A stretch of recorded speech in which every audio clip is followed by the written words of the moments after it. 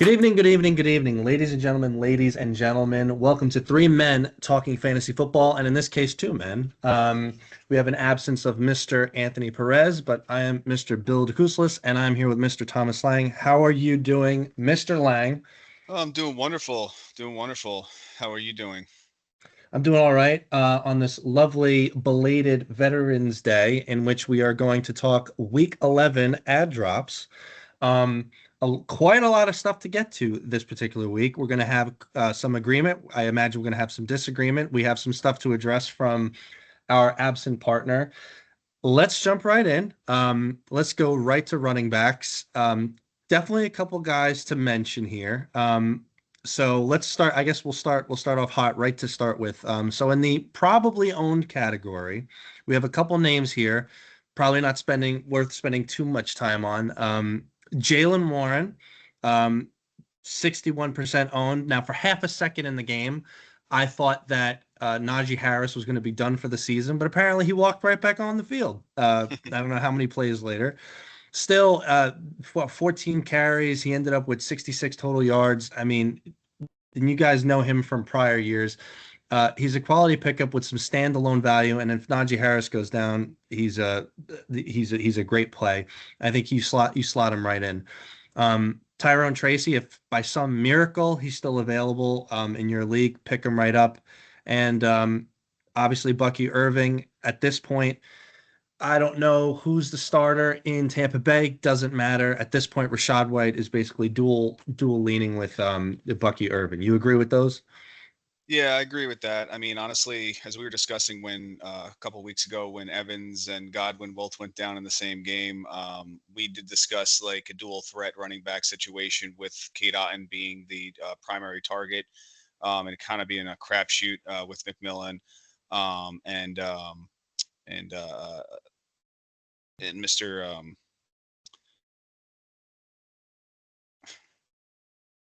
I can't. Shepard, Mr. Shepard over there.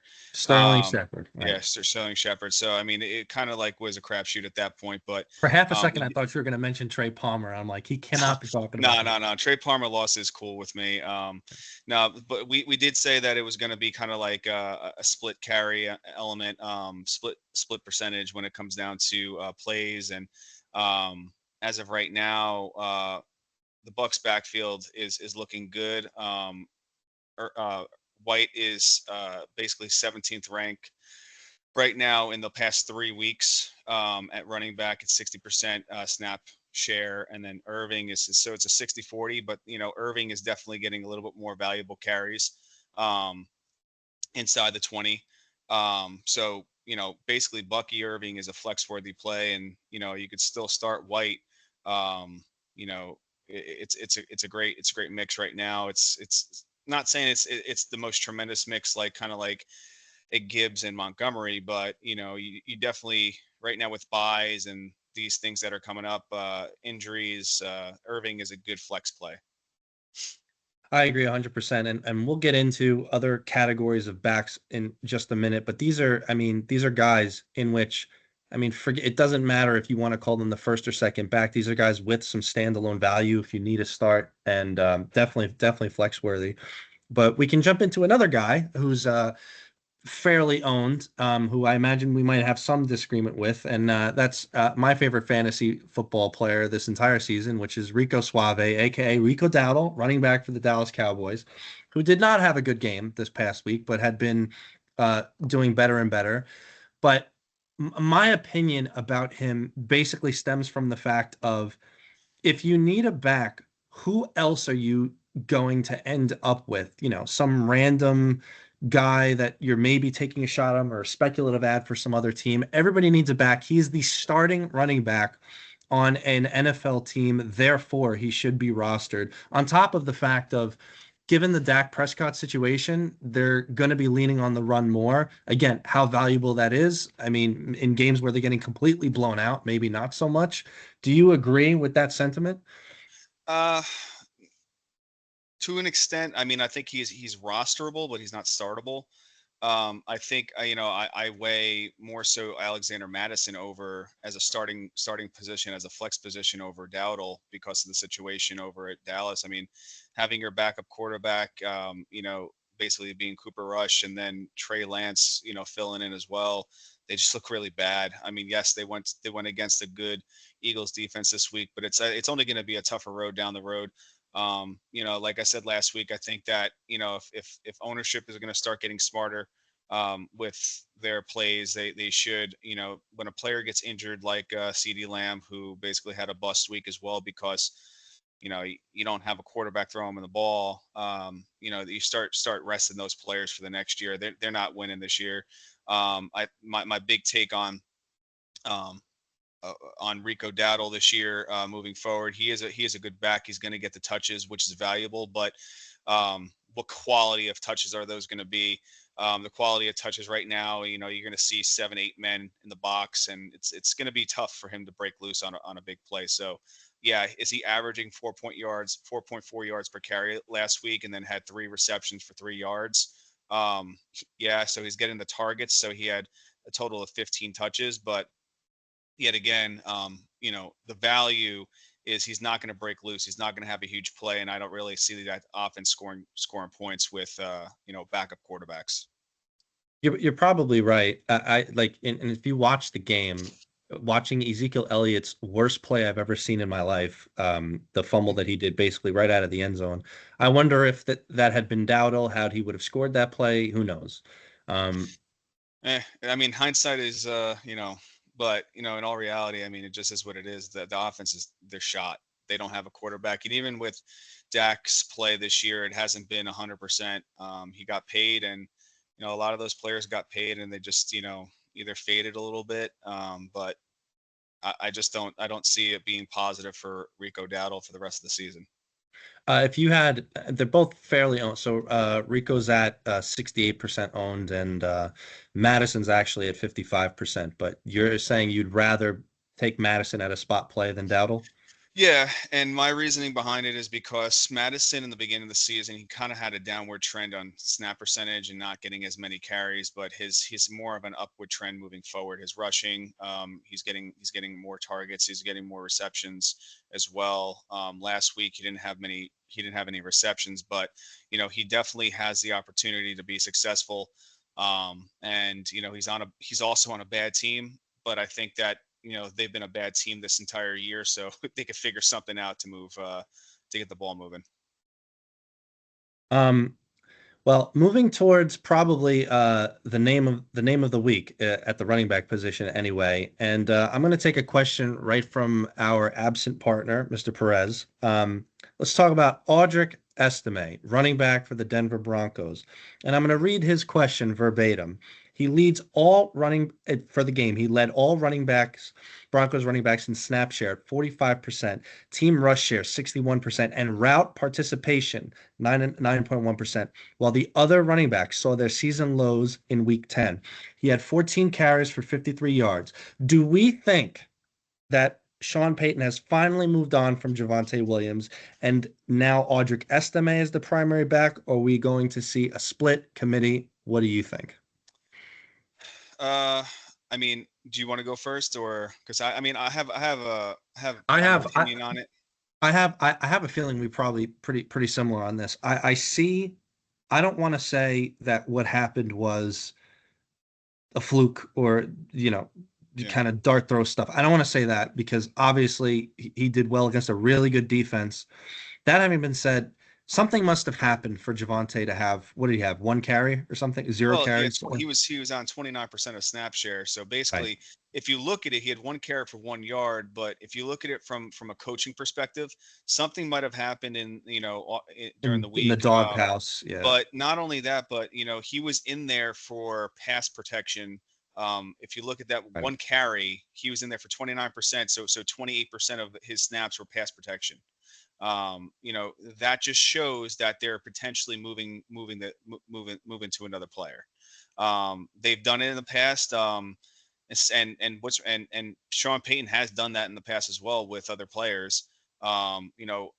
when he had Alvin Kamara and Mark Ingram. Mark Ingram kind of was obviously a big play, and then sooner or later, when he started getting older and slower, he started establishing different players involved, and then Kamara was the primary guy. He was the only guy.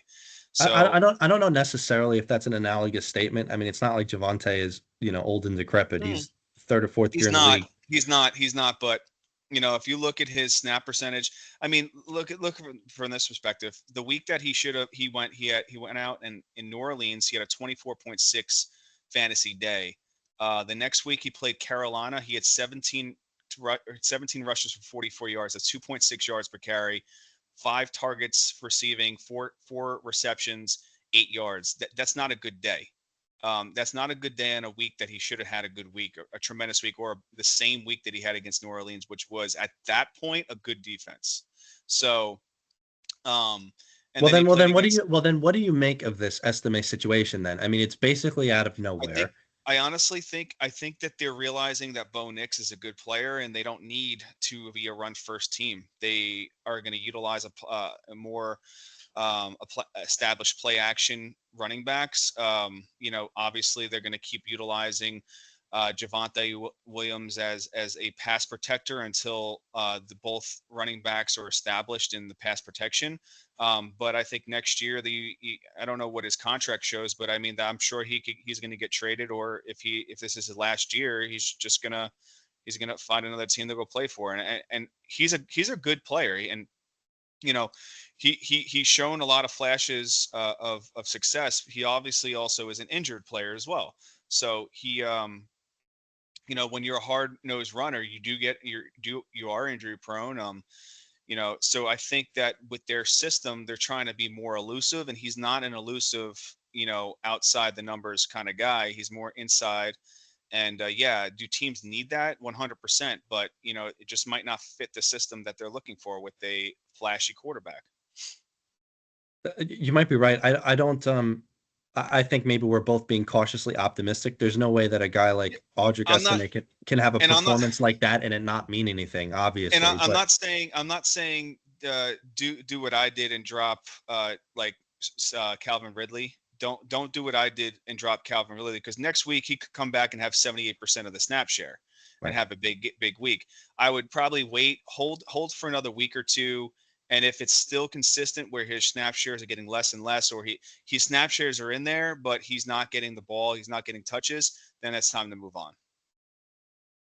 Um, any other running backs you want to mention before I kind of mention a couple points I want to make about handcuffs? Any other running backs you want to Yeah, mention? I do want to talk about one player. Yeah. Last night's game, Jalen Wright was really the plays that he was in. He looked really good. There are some plays where he basically, there were busts, but same thing with HN and same thing with Mostert. I think Mostert is getting too old. I think Mostert is getting phased out. I think they're same thing like I was just discussing with the Broncos. I think they're looking for that more elusive back, speed back. Not saying that Mostert is not a speed back, because he's always been really, really fast, but um, snap percentages, basically snap percentages right now. Mostert was at 38% snap percentage last night. Wright was at 21%, and Hn was at 57%. It's showing some trends. Wright basically he was probably in the single digits, and he's getting more and more run every single week. And I think again, it's just the product of what they're trying to put out there with more explosiveness.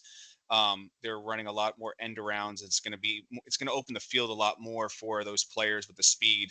And Mostert, he's getting inside the 20 opportunities, but he's not getting every single inside the 20 opportunity. Again, I think he's getting phased out like a Jeff Wilson was phased out, over time. It's a bit.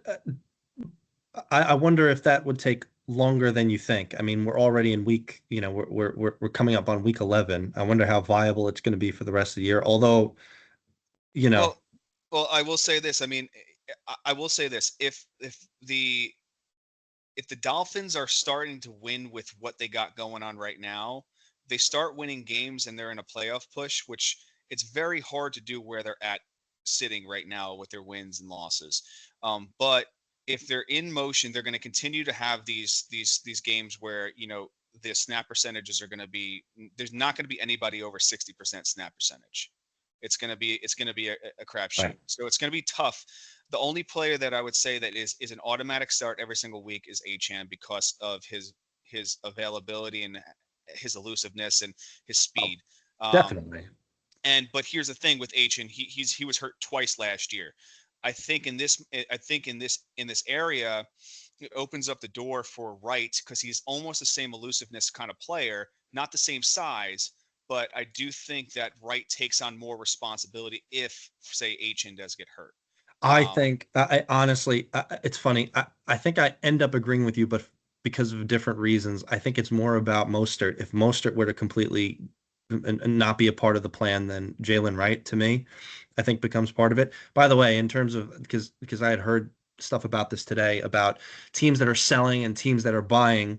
The Dolphins, let's say they had just lost that game, perhaps they would have sold for the rest of the season, maybe just knowing that they're out of the hunt. But after that win that they just had Monday night against the Rams, their next two matchups, they're home against the Raiders and then they're home again against the Patriots. They win yeah, those two, they're right in the wild card hunt. So it's not like they're packing it in. and that's what I'm saying. If they lose one of those games, though, if they lose in New England, which is a possibility, you just never know with that division.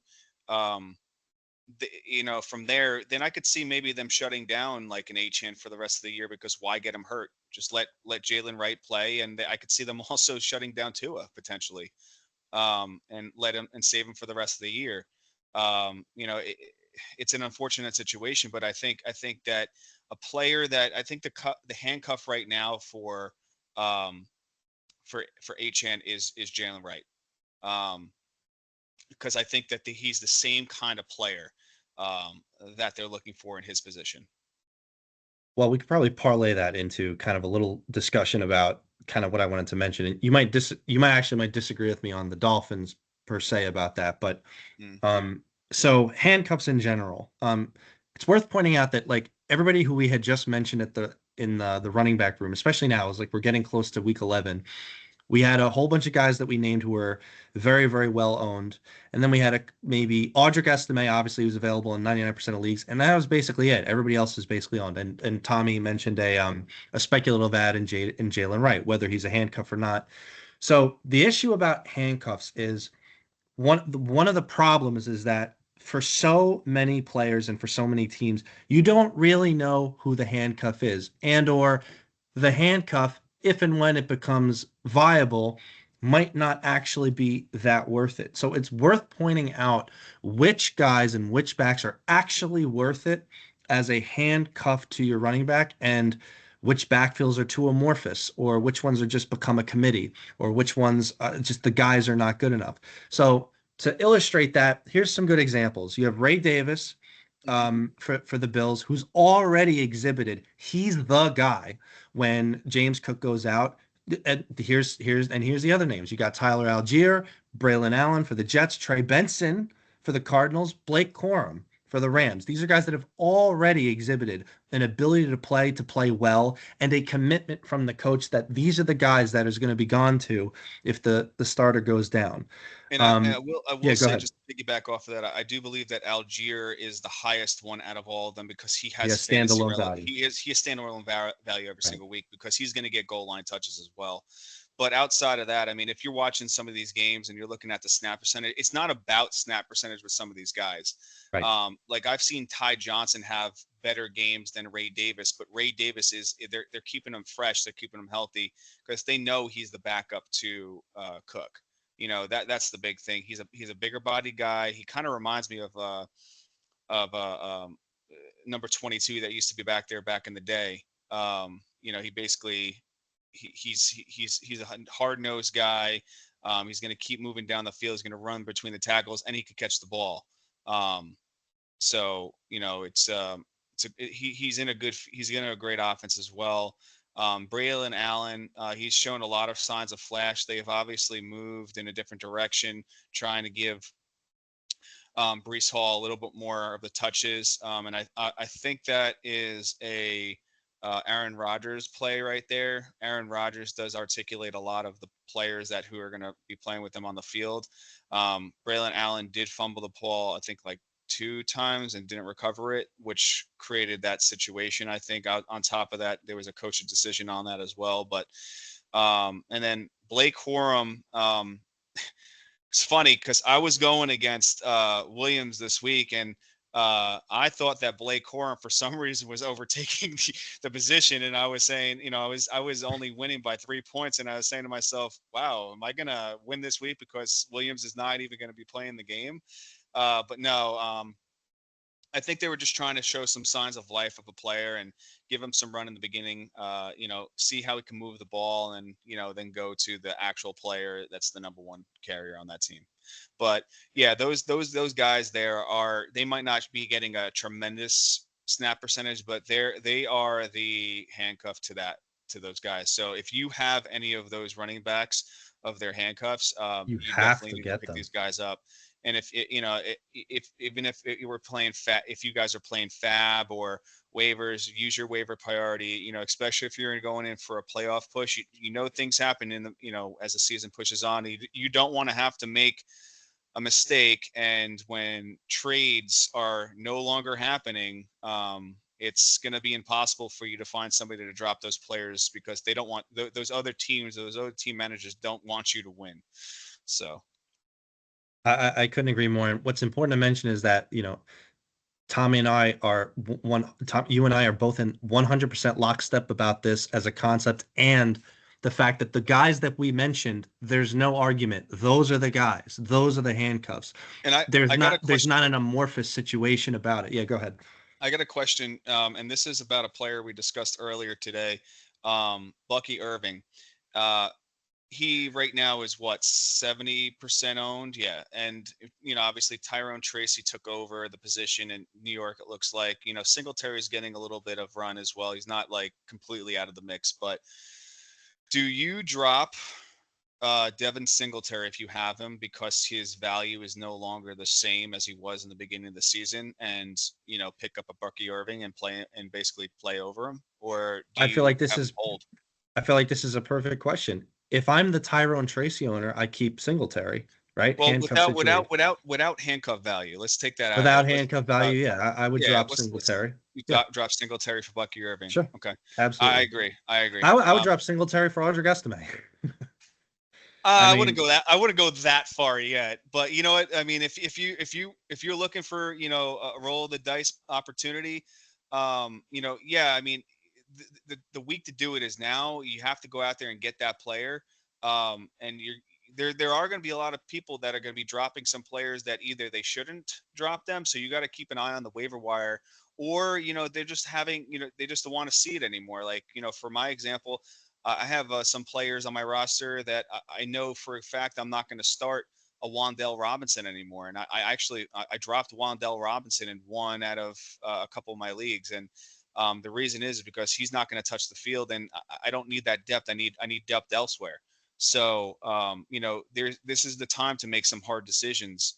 And if you're trying to win a league, and you're trying to make a playoff push, that's where you're going to have to try to find your handcuffs, as we're discussing here, and start maximizing your rosters. it's important. It's important to note that, like, some of the main guys who we mentioned, there's some other guys perhaps that we could mention that maybe are not as strong. Like, these guys are super duper. They're going to be amazing if the starter goes down, like we mentioned, Ray Yeah. Davis, Braylon Allen, etc. So there's other guys that maybe we could mention that might be good handcuffs. You got to check out the situation, check out the depth chart. But it's important, equally important to recognize that there are some situations where it is absolutely not worth it to just take up a roster spot for a guy that's not going to be valuable to your team, even if the starter goes down. Case in point, two really good examples of this are the New Orleans Saints and the Houston Texans. Let's just quickly mention the Saints.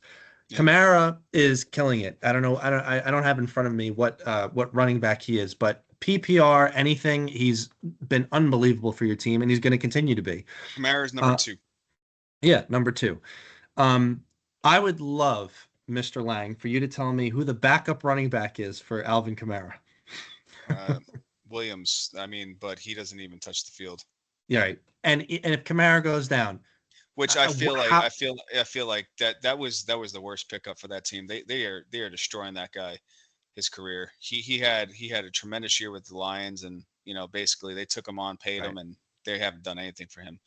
But I mean, the backup basically to the Saints is Taysom Hill. Basically, right. And however, whatever manifest they tend to use him as. I would have said the handcuff would have been Kendre Miller, Right. if but he can't stay healthy, and B, Dennis Allen put him in the dog pound for the whole year, basically. So again, it's an amorphous situation that no person is necessary. I mean, Jamal Williams becomes a decent pickup. I mean, there's no way else to say it, but it's not like you're getting 30, 20, 30 points a game the way you're getting with Kamara, the way that it Yep. is. The Texans is another one. Joe Mixon, who's been basically a top five back the entire year. I think he's been top 12 every single game that he actually started and finished. Joe Mixon goes down, he gets injured. Everybody goes crazy about who was it at the time? Was it Cam Akers at the time? It was Or what? Cam Akers at the It was time, Cam Akers at the time. and then He they had trade him. Then they trade him to the Vikings, they traded him back to back the to the Vikings. Vikings.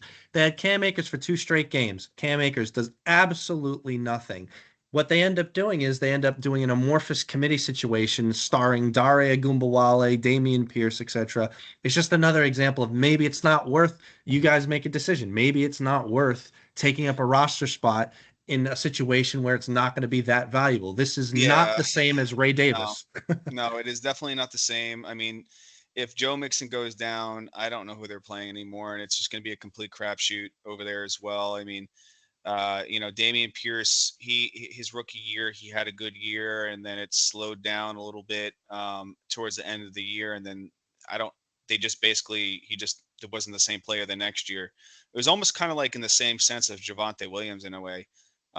Same kind of player, but yeah, obviously Javonte Williams had the injury.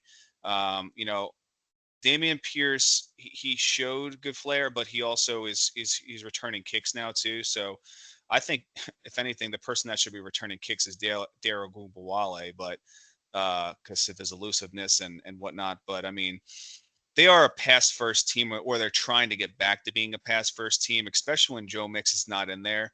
Um, that's what they're doing, and they're not really running much play action when he's not in there, or if they are, it's not working because they know they're not running the ball. Um, so yeah, I don't know what the move with Akers was, why they did that, but there's no backup for Mixon over there. I agree. Anybody else want to mention, or we're good to move on? No, I'm good. I'm good to move on to these sweet wide receivers that we have to discuss. Yeah, some wide receivers. So let's quickly get through the probably owned category.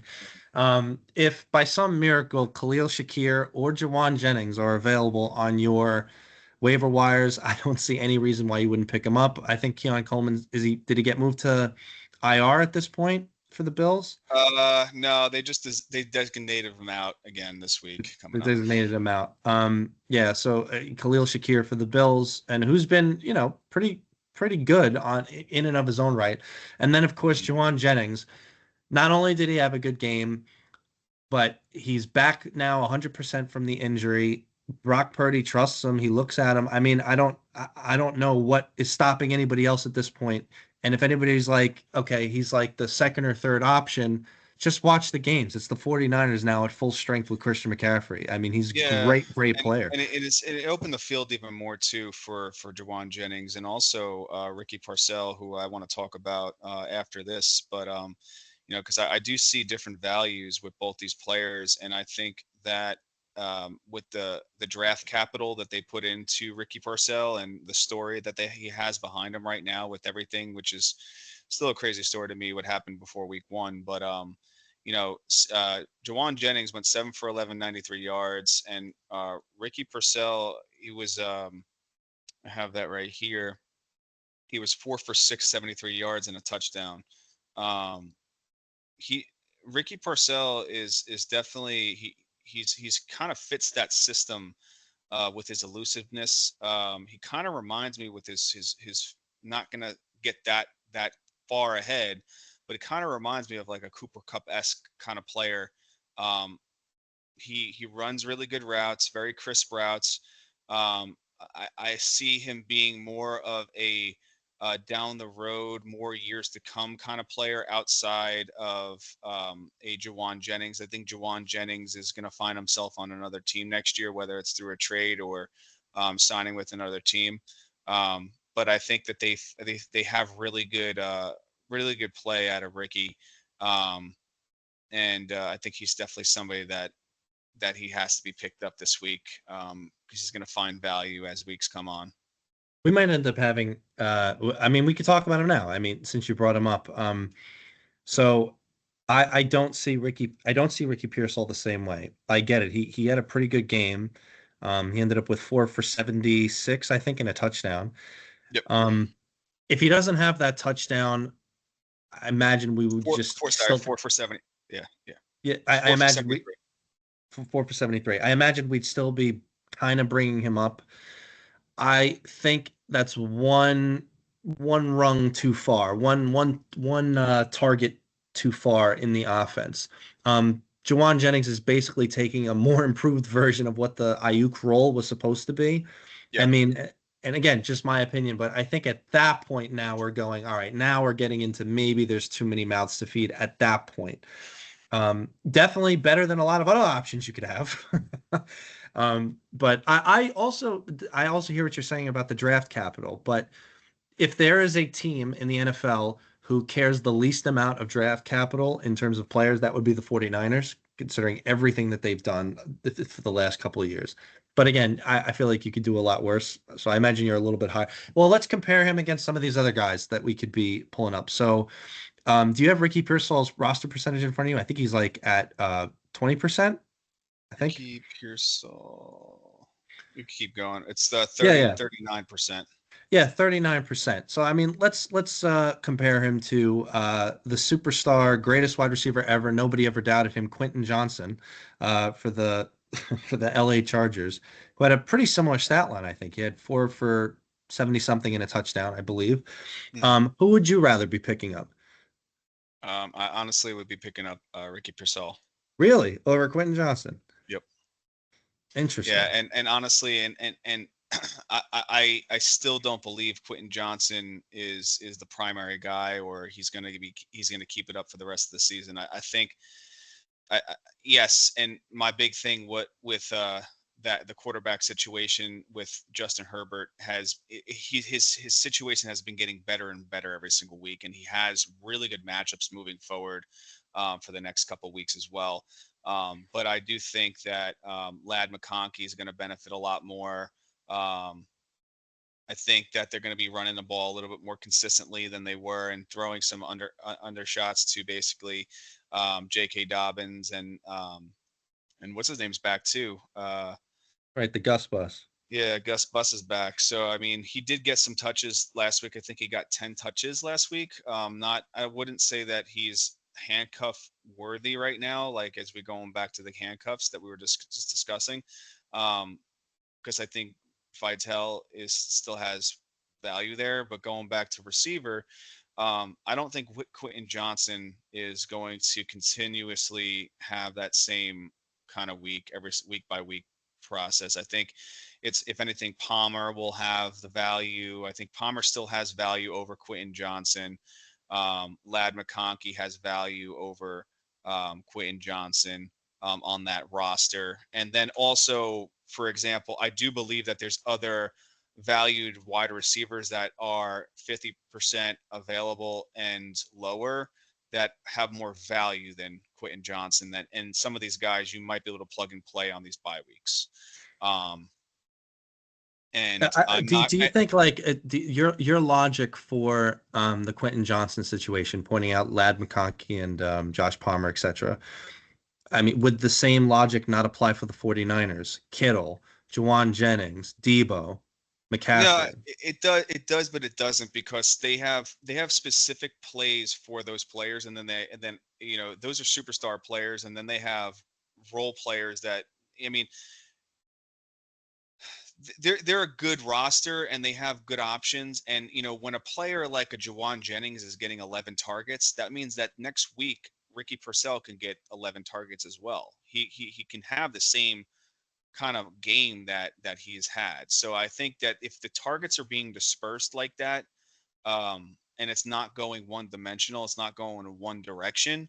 Uh, I think every single player on that roster has value. Whereas I don't think that Quentin Johnson has that same value because he's never been consistent. Last year was the biggest bust for him, and going into this year was the same thing because they weren't throwing the ball.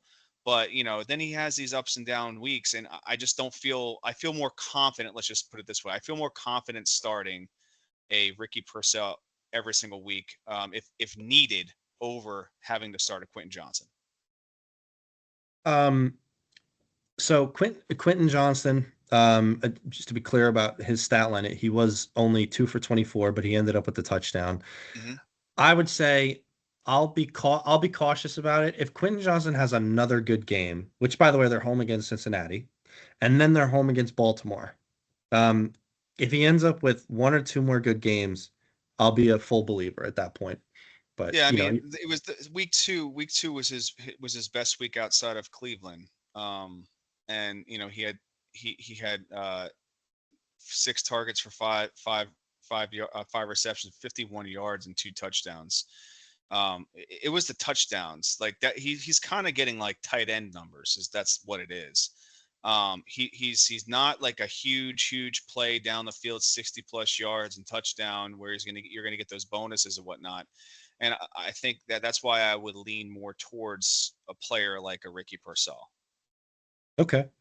We can move on to some other names. Sure. I do want to Well, talk. Well, Yeah, sorry, go ahead. can I just do this real quick? So, what just for the general public that's listening to this, like, what would you value? Would you, if you look at our general options when it comes down to players to be picked up this week, and people might need like a spot start in flex or a spot start in wide receiver too.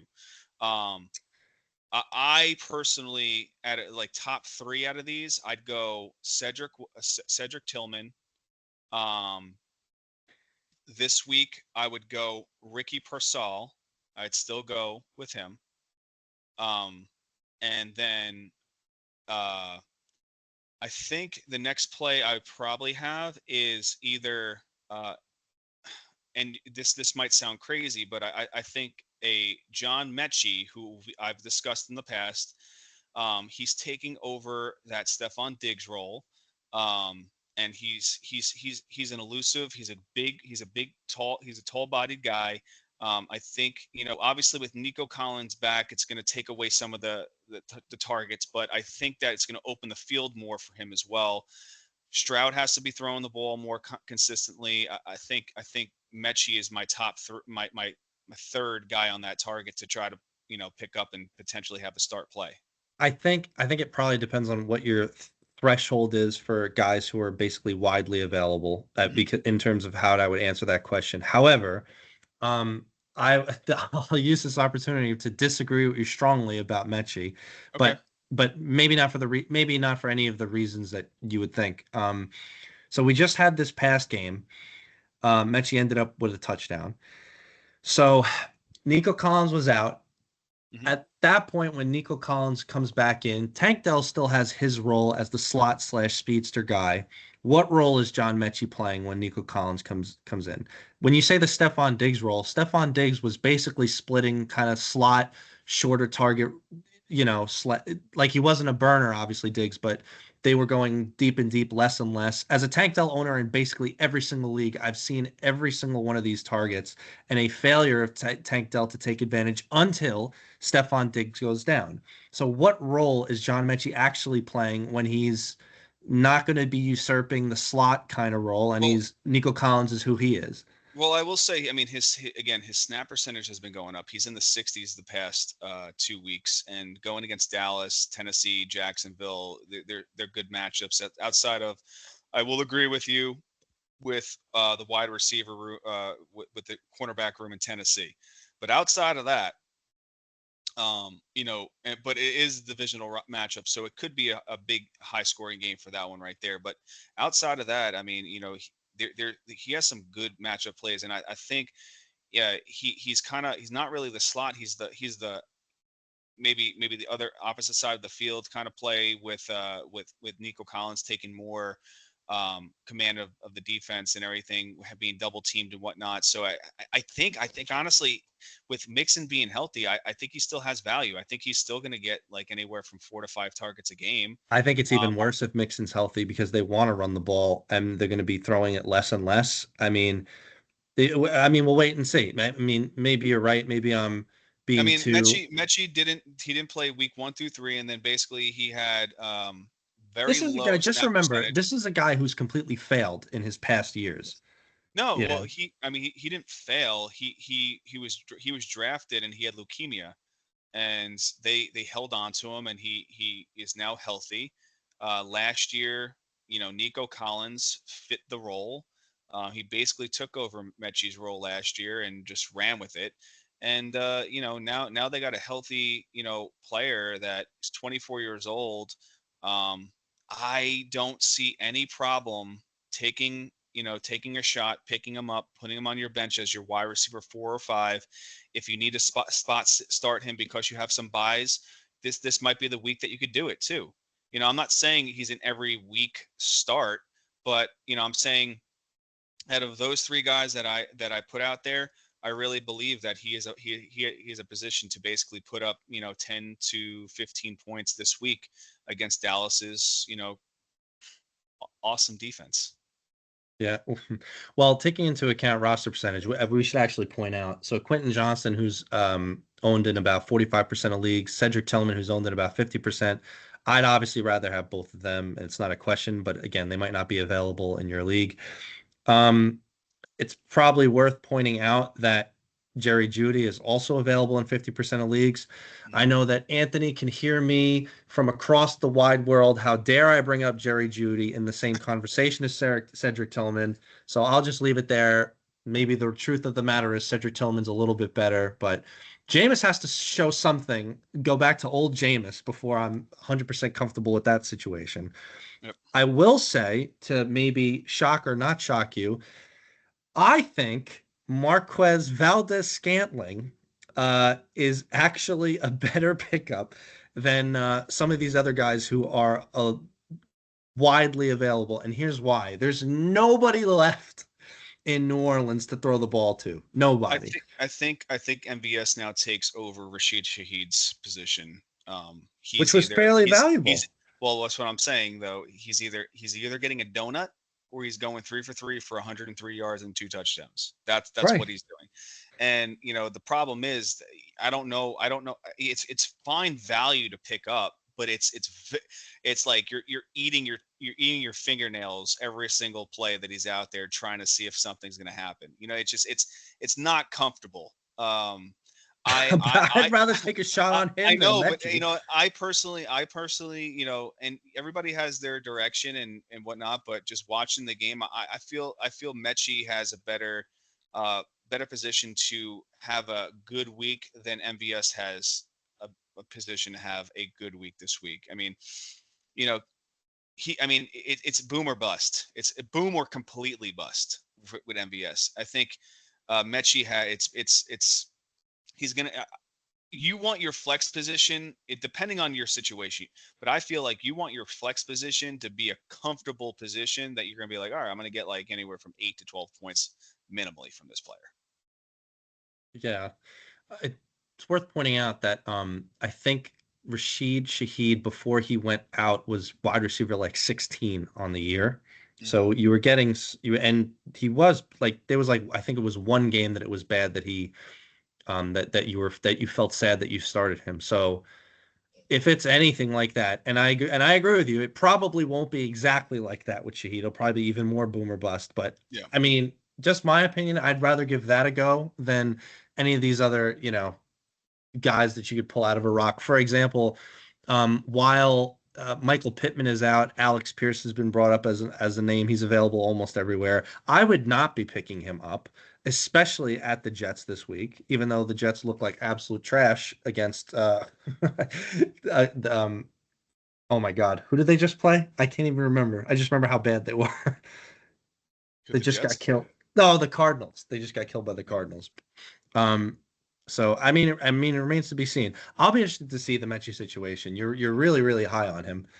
I am, and honestly, I mean, it doesn't mean that like my big thing is it doesn't mean that you immediately have to go pick up Mechie. If your roster fits it and you need a player like that, just go pick him up. It's like, I've been talking about Rashard Bateman. Listen, this is the last week for Rashard Bateman.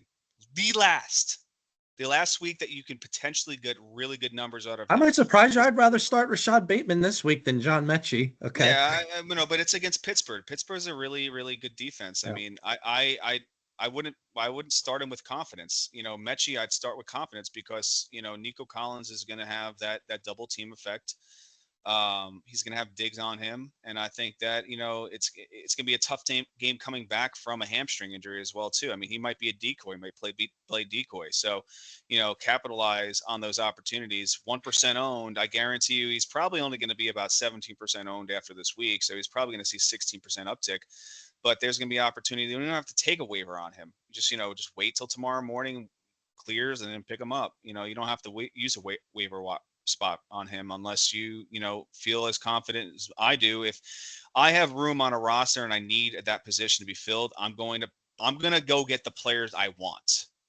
And that's the purpose of this. If you're gonna, you know, you, you can't sometimes wait, but sometimes you can, just depending on the player. And some people just don't see the value in Mechie, but I'm telling you right now, he's going to have a good week.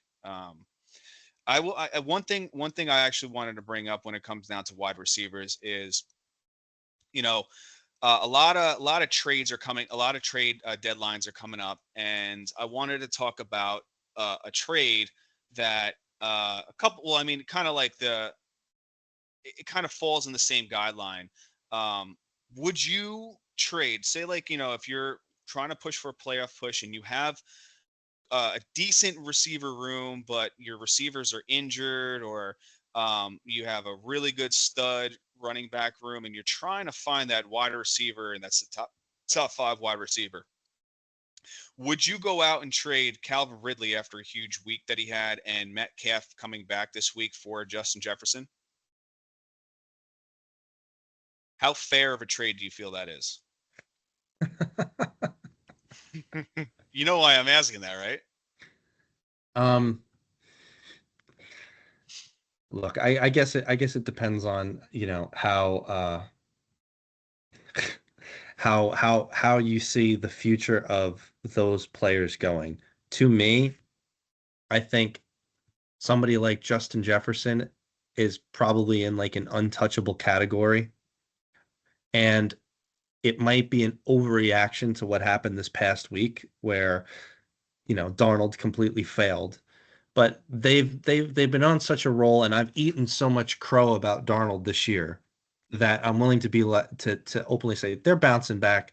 They're going to be fine. They're going to end up being a playoff team. They're not going to fall off. And Jefferson is Jefferson. Wide receivers are always going to have a bad game at some point. They're still there. They got a great coach. There's no way that Jefferson is movable for lower tiered receivers, and that's what they are, and that's how I honestly see it.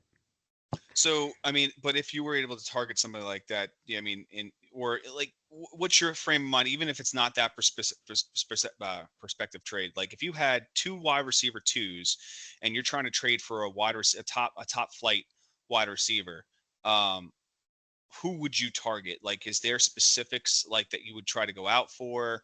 A Players. top flight wide receiver that Yeah, top you, flight. Like, what are good? What are maybe your top receivers that you're gonna say, I'm gonna go try to get this guy before the trade deadline happens, and I'm willing to give up this for them. well, he's not going to be top flight anymore, but I would want to try to take my shots at CD Lamb. There's going to be an overreaction to trying to get rid of him. I still Mhm. think he's going to be just fine. I mean, minus the worst sun in your eyes play that you'll ever see. Minus that, he would have had a fine week with Cooper Rush. And even with Cooper Rush, I think he was fine, whatever it was 2 years ago. I think it's a bit of an overreaction, a serious downgrade, but I would try to make a move for him. Um, I would but when you say top flight, probably Nico Collins. Maybe the owner of that has been getting restless. They want to try to get something out of him. They're not sure when he's Yeah, going to but be back. I yeah, mean, but you know what I say with that though, like if somebody is held on for him that long without an IR spot or even with an IR spot, they're not going to just trade him away. I mean, he's going to come back. He's the new shiny toy back in their roster. no, no, they're not. I can tell you right now, I still think Puka is going to end up with such a strong end of the year. It's basically, I don't know how he didn't end up with a touchdown this past week, but if he went, I think he finished with like 9 for 100 yards or something. If he ended Yeah, up with a touchdown, he would have finished as basically the second or third receiver. he's definitely right now. He has plays scripted just specifically for him. Right. And he's definitely favored a little bit more over Cooper Cup. But Cooper Cup still has that connection with Stafford. His little out routes and But it's, yeah, I mean, inside. like also like to your point though, it's amazing to me that first of all, I won't even comment on that trade, but it's amazing to me that that's even a thought as Jefferson. They're past their buy. They're past their buy as another thing. Like that's the only thing. Like if I was to look at who do I want rest of season, obviously I'd rather have Chase. But the fact that Jefferson is past his buy does matter at this point of you're not going to have Chase for Bipocalypse next week. So that's just, again, you Yeah. asked me my opinion. That's kind of like the way I look at it. Yeah. No, I mean, I Um, figured that we talk maybe some trade targets like big flight trade targets that we maybe be able to package a deal for and whatnot. But I agree. I mean, there's certain players. I mean, again, like there might be some desperate managers that are needing wins and they need to get like a double action player. They need to get some extra points and they're willing to part ways with their won't be here their centerpiece, but a guy that basically had a bad week and had a down week, and you're able to capitalize on those opportunities. So, obviously we're playing fantasy football, but we're also trying to sell something right here too. Is basically we're trying to sell some players that we could go out there, target, and right. get them on our roster and make our team better as well. I, I also, Some of these players are such deep um, you know, uh, depth that we have on our roster, and we're trying to upgrade our starting positions. So just as a credit to you, I also marvel at the idea that, player X could, be scoring 30 points every single week and then have one game where he scores 5 points, and you're able to convince the managers that I'd like to have that player, and you're able to do it. Meanwhile, if I go after a player who scores 5 points every single week, and I try to offer a deal for that player, they'll immediately be like, "No, I see some value here," and it's just amazing to me, just sometimes how those things work. Moving on, um, let's move. Let's move on to some. Let's move on to some tight ends. So Anthony and I probably still don't understand how Hunter Henry is not owned. And we'll probably get into some reasons why when we discuss a little bit of Drake May situation. But Hunter Henry, he's available in 50% of leagues. I would say go make some moves, and he's definitely better than whatever other nonsense you're starting, especially now with guys like Dalton Kincaid getting injured. So he's gonna, for speaking as a Dalton Kincaid owner, I'm gonna try to target him in various different places. Um, some other options to note of more widely owned, more guys who are owned but probably checked. Zach Ertz didn't have a good game this past week, but he's still a main part of the offense. He's got a tough match this week against Philadelphia, but he's still worth checking out. And let's talk about Jonnu Smith. I yeah, thought, and go that ahead, is yeah, somebody I want to talk about. That I definitely want to talk about John O. Smith. Watching the game last widely night, available, yeah. he's widely available. Watching the game, I picked him up. I picked him up on Sunday because I knew Trey McBride was going on a bye, and I needed to fill that roster spot for this upcoming week, and didn't want to have to use a waiver just in case. What's the worst case scenario is if he had got hurt or something like that on Monday, or if he had a bad game, I could just drop him. But um, Jonnu Smith, I mean, he goes against Las Vegas, New England, Green Bay. I think that he has a really good opportunity to score some points the next couple of weeks. He does have some scripted plays. He has some running in the backfield plays that you see as well. They're utilizing him at his strengths. Um, and he used to do that while he was on the Tennessee Titans. They didn't use him the correct way on New England, and then he went over to, was at Atlanta last year. It was Um, Atlanta. And, He had one really awesome game. yeah, but I'll tell you, I mean, McDonald knows how to utilize his players and Mike gets the full McDaniel. Mike McDaniel, McDonald, old McDonald. Jonnu Smith, he's a good talent. He's gonna he's gonna get the ball, and that's the big thing. If you have plays that are scripted for your talent, you gotta have them on the field. And I think, not saying that he's a week in, week out kind of guy, but like, for this bye week, you should pick him up. And if you need, like, say if you have Trey McBride, you should pick up Jonnu Smith, start him this week with confidence. I, I agree with you. I'm really amazed at how his usage continued even after Tua came back. I thought it was completely Brett Huntley, your favorite your favorite Snoop fantasy Connor. players. Yeah, Snoop Connor, like related, but yeah, he's been great. There's no argument about it. And isn't he? They are home against the Raiders, and then they're home against the Patriots. I mean, it's great, absolutely great matchups. Some other guys we can mention. I mean, we kind of talk about him every other week or so. We've got Taysom Hill, who may or may not be the backup running back for the Saints also. But he's widely available next week. They're coming off their bye. They're home against or sorry, they're home against Cleveland, and then they have their bye. So maybe if you need one, take a good shot at it. Mhm. And it's probably worth mentioning Anthony's favorite guy for every single week. It's Pat Fryermuth. Again, available in 50% of leagues. They're home against one of the worst pass defenses in football in Baltimore. If it was me, I'd rather have Jonnu Smith than Pat Fryermuth personally this week. Do you agree with that? Yeah, I do.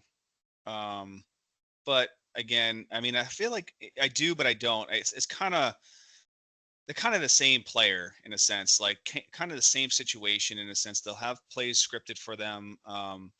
It just depends on what you're looking for. I think it's obviously it's a good matchup for Fryermuth, but I think that in all reality, I think it's even. So like you could, if I was a fantasy manager needing a tight end this week, I would put in for one or the other, favor one a little bit more, favor the other one. I favor Jonnu Smith higher than I do Fryermuth this week. But put both waivers in there, and if you get one of them, awesome. You got to start it for the week. That's it. And that's what you want to do. You want players that are going to that are going to command targets, get plays designed for them going into the game, and that's going to give you an opportunity to get your tight end points, which is not ever great, but if you're going to get 6+ points from your tight end, and hope and pray for a touchdown, you're in good position. I agree. We have two names we should mention to basically on Anthony's list of guys that he loves. So we've got Jadavion Sanders and we've got Will Disley. To me, none of which are worth even having a conversation about. How do you feel? I mean, Sanders maybe a little bit. I mean, but they're on a bye this week, so I mean, Why I waste? Yeah, yeah, I mean, I wouldn't waste a waiver for him. If you want to pick him up, if you have space for him or need something for the following week, then do so. So you don't have to use a waiver pickup this week or next week. But Disley, obviously, he has his ups and downs. He has his moments. You know, Will Disley, he was really good on Seattle, with with Russell Wilson, and he had his 2 touchdown games like multiple times those years. And and get hurt for the but rest of the uh year. but I don't think that they're starting to throw the ball more with Herbert, but I don't think that they throw the ball enough to the tight end. I don't think he commands Right. enough receptions to make him fantasy relevant moving forward. Now, if you're in a pinch and you need to start somebody between the two of them, and Fryermuth and Smith and Taysom Hill and Henry and Zach Ertz are gone, then yeah, you might have to start him. But And and I also mean, I will say this. I will say this, and I'm sorry. I want to sure, finish sure. with this. Tucker Kraft is still 71.7% owned. Right. Go get Tucker Kraft. He's I going agree to with you. have his weeks where he'll have his 6 or 7 point games or three or, but that again is the tight end position. But he's going to have his weeks where he's going to have 25 to 30 points because he's going to have 2 touchdowns and a huge play. Like it just is what it is on that roster. So him being 70% owned, not even 3/4% of the league's owned, you got to get him. He's got to be rostered. He should have been on somebody's bench last week, and you should have just plugged and play while they were on bye. It's funny that you mentioned that, kind of marrying your point together about Will Disley. So um, you were mentioning too many, however many mouths to feed in Los Angeles as a reason why you may or may not have been hesitant about Quentin. Whether we agree or disagree about Quentin is irrelevant because we 100% agree about Will Disley for the exact same reason in Los Angeles. But to your point about Tucker Kraft, it's basically the same reason that I did not bring up the other wide receivers in Green Bay, Romeo Dobbs and Christian Watson. I didn't even bring them up. To me, it's not even worth having that conversation. It's in the realm of take a dart throw if you want No, to. no, but I think that Kraft, because Musgrave is not. It doesn't look like Musgrave will be coming back this year, and I think Kraft really just imprinted himself in the roster as a tight end one. Um, That's what I'm saying. I don't. I don't think. I don't think that. I think Christian Watson and Dobbs are almost the same equivalent player to an extent. They are playing Chicago, which is a stout defense when it comes down to their secondary.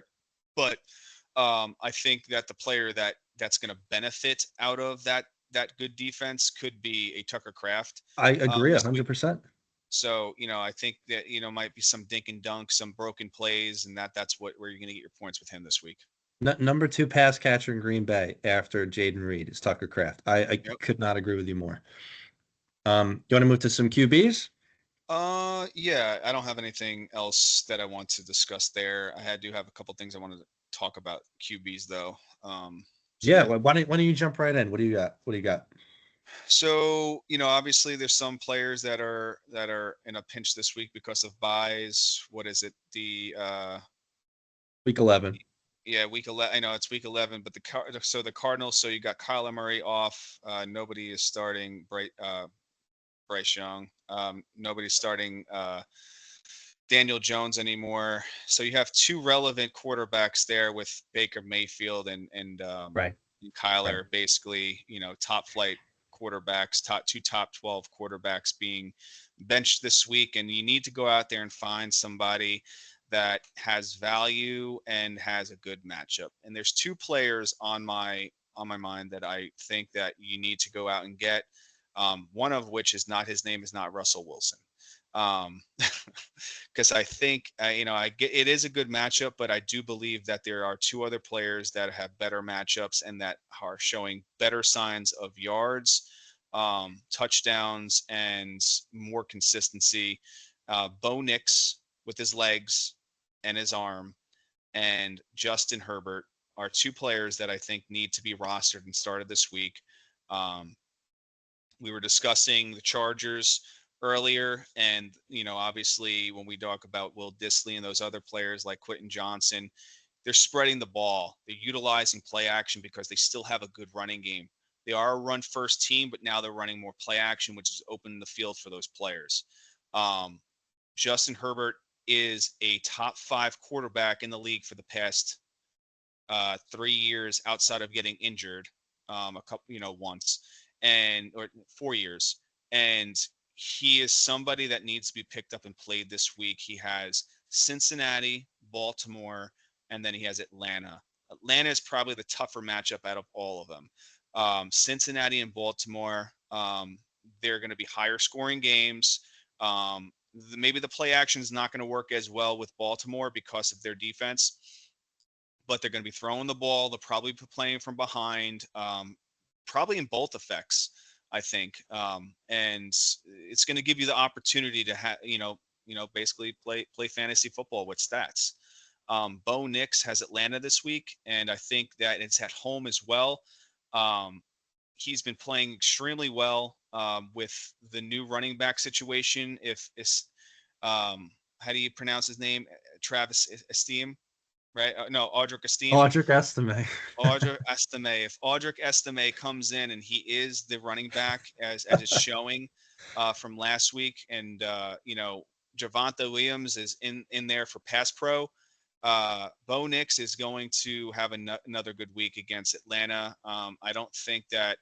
I think it could be like a 24 to 20 game, something that element, but there's still going to be points put up. Not going to say that they're going to win or lose or whatever it is, but I think that there's going to still be good fantasy value with both those starts there. And for people that need a running quarterback this week, those are two starts that I believe that are good starts. I agree with you, and I personally would. I think I would personally rather have both of them. We should probably mention Russ because Yeah. he's the other starter quality guy. But I agree with you. I'd rather have both of them than Russ. But let's just quickly mention. So Russ is still widely available. Again, he's got a great matchup this week at home against Baltimore. He's been doing it for fantasy. Yeah. His upside might be capped a little bit, and I think that's what's giving me and Tommy, you and I both pause about the situation. I agree. Bo Nix is He's a sick. he's ready to roll, man. It's Herbert, he's been. Herbert, Herbert, and Bo Nix are the safer plays. I mean, the I agree.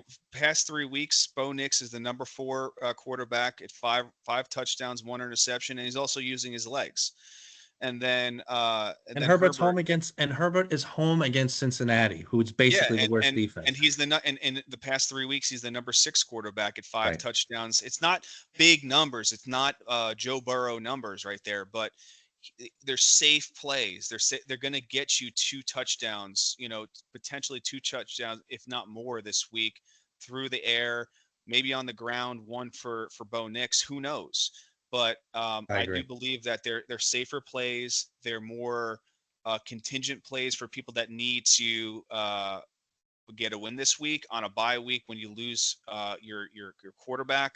Um, and they can average anywhere from 18 plus points this week based on their matchup. I got news for you. I'd rather play Justin Herbert than a lot of guys who are owned more. Well, I'd rather play him than Jared Goff without a well, question. here's this, right? So Patrick Mahomes had a good week 2 weeks ago, Oh, here we go. right? So say you have Patrick Mahomes and you end up picking up Herbert, or Herbert's on your bench because he's 47% owned. This is going to Do be a you good one. do you start Patrick Mahomes or do you start Herbert this week?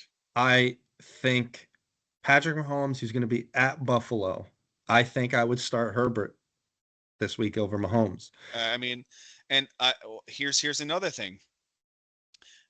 If you have Patrick Mahomes and you have Herbert, based Right. on the next couple weeks with Herbert, and would you feel Right. comfortable streaming quarterback and trade Patrick Mahomes and get a, say, George Pickens? Or Absolutely. But I don't think people are going to make that trade. there's a But possibility, because there again, just like we were talking about the Justin Jefferson trade and some of these like trade heavy big guys like that are having bad weeks and whatnot, and you're going to try to get that value for your playoff push.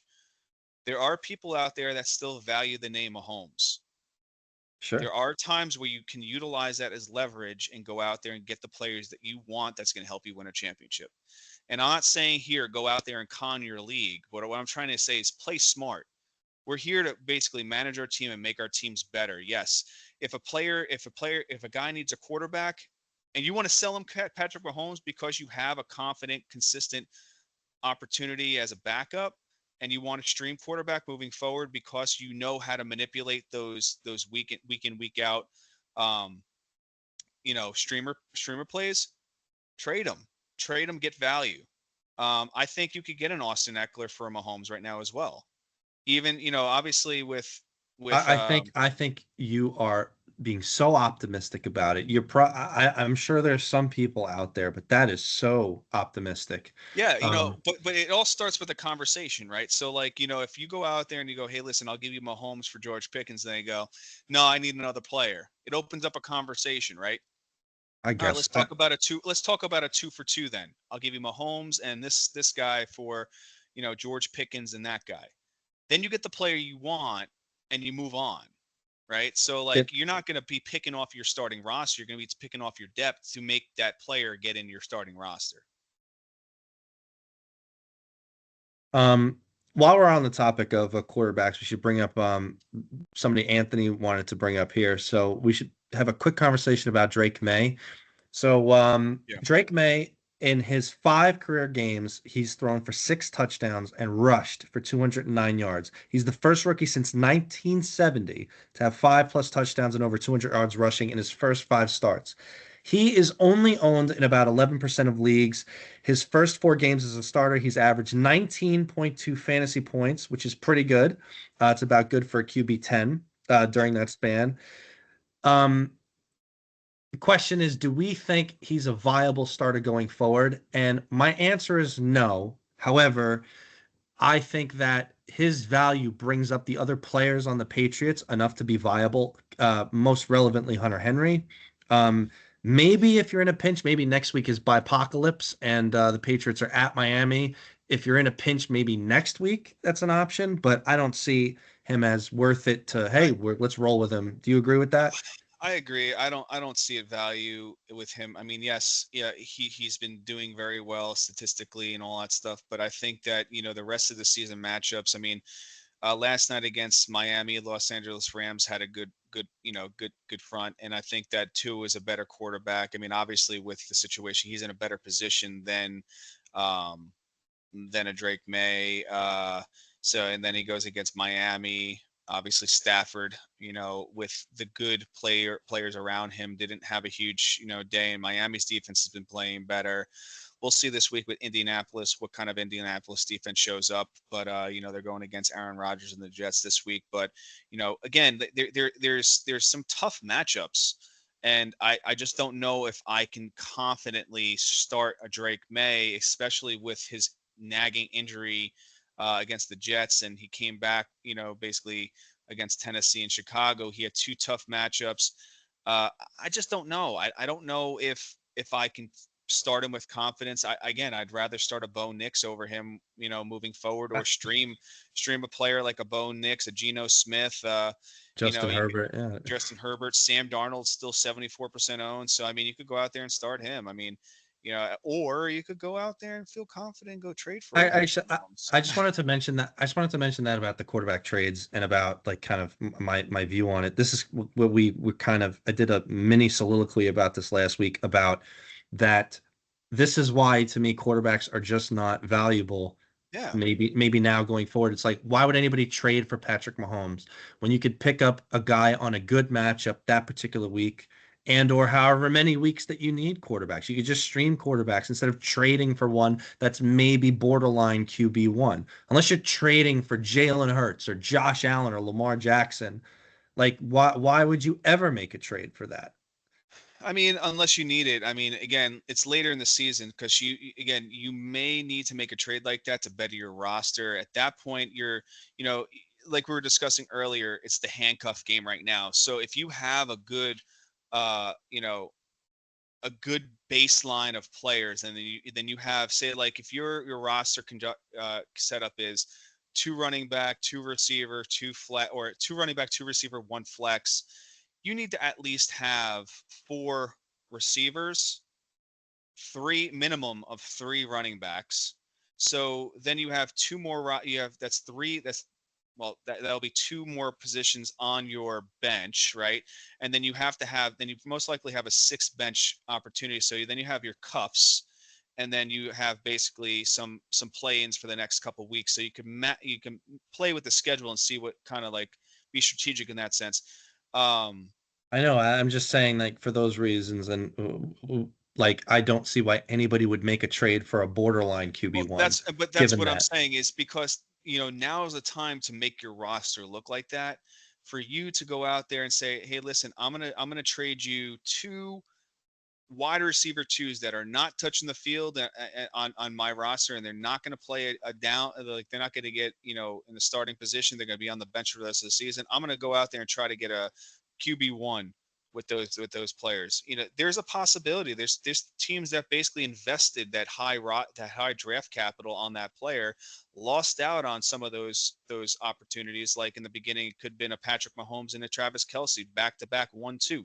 You lost those opportunities, Sure, right? I'm So just, like, but this is me saying that I think that's a a bad decision to make if not It's a for a bad Q. decision, but again, again, you have to look at rosters. You have to look at who you want and how you can potentially make this happen, and then negotiate. And if it doesn't work, it doesn't work. But I also believe in the streaming element of things too. I'd rather stream quarterback but if I have the opportunity to get some of my depth and to better my starting roster, I'm going to go do that.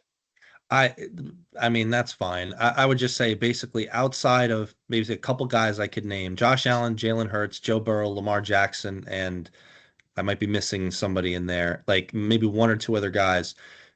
Like there's none of them that have any trade worthy value because to your point, like we just said, look who's sitting on the waiver wire: Justin Herbert, Bo Nix. I mean, it's just like nobody's Yeah, rostering that many quarterback outside of a super flex situation. I can't see any value that anybody would have giving a quarterback, especially one who's borderline, not but even again, well, but again, but you can also look at it for the perspective of, all right, I'm gonna trade away this guy because there is that depth on the waiver wire. I could go pick up a guy like that. I'm gonna go pick him up. I'm gonna go pick up a Bo Nix, and then I'm gonna trade away right. That's Pat. what I'm saying. If I'm the Patrick Mahomes owner, I would take that trade in 2 seconds. So we Yeah, could we could sit on that. We could have that debate. Do you want to move on to some defenses? yeah. We'll move on to some defenses, and yeah, All right, some defenses. So, to me, uh, widely available and the absolute best matchups. And to me, it's not close. Would be the Houston Texans, currently rostered in 44% of leagues, widely available this week at Dallas, the ghost of the Dallas Cowboys. Next week, home against the Titans, and the week after at Jacksonville. I don't see any. If I would even burn some waiver priority to try to pick up the Texans if they exist. yeah. I mean, the Texans definitely are a pickup to have. Definitely needed on there. I think also on top of that, the Lions are 63% owned, which is higher, but I think the Lions have a great matchup this week, and been playing really good defense.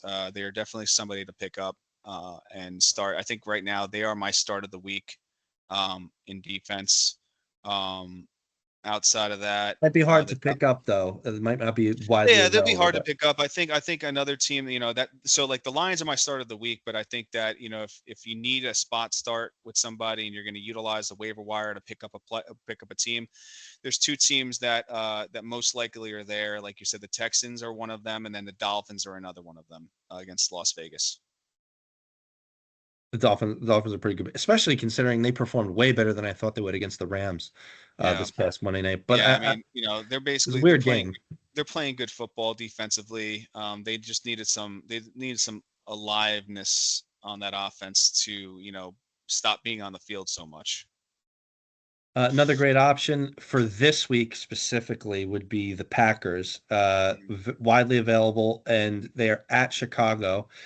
Now, if I recall, didn't Chicago just get rid of their offensive coordinator? Did that happen this Yes. week? Yeah. So I don't even know if that's good or bad for for this particular matchup. That having been said, even if it's a brand new guy, given how bad and how slothy the Chicago Bears offense looks, I think the Packers are an easy plug and play as well. No, I agree. Anybody else you want to mention? No, I think those are kind of like my defenses that I'm targeting this week. Outside of that, I mean, a lot of them are probably either rostered. I think the Lions, when I was doing my research this week, I think the Lions are the most heavily rostered outside of that, but they're not, they're still in the 60 percenters. So they are definitely a roster. Pretty much they are rostered, but there could be an opportunity for them to be out there. And they do have some spicy matchups the next couple weeks with They do. Jacksonville, Indianapolis, and Chicago. So we'll see what kind of Chicago team shows up this week moving forward. But Before yeah, we call it quits, I thought it'd be good for the podcast. So we have a very gigantic game coming up this week, Buffalo versus Kansas City. I was just wondering how you thought the game was going to go. If you had to make a prediction. a prediction on points, Ah, or uh, why not? We could give a score. Why not? I think The Buffalo Bills take down the undefeated Kansas City Chiefs 31 to 28. 28. You think the Chiefs get to 28? 31 to 28. I might surprise you here. I think the Bills win this game, and I'll go 23 to 20. Okay. Yeah. I think they hand them the first loss. But I'll say this, if the Chiefs win this game, if you just look at the rest of their schedule, I don't know who they lose to. Well, they'll lose in the Super Bowl because they ain't going undefeated. We'll see. Miami Dolphins of 73 will never let that happen. 72. We'll see. 72. Cool. All right. Thank you, everybody. Good Lovely luck. podcast. Yeah, good luck with everybody's ad drops this week. Leave some comments and please subscribe and share. We really appreciate it. We're looking to help not only you guys but everybody else that we can really bring to our market, and any help would really help. So please subscribe and share. Thank you so much for listening, and you guys have a good night. Good night.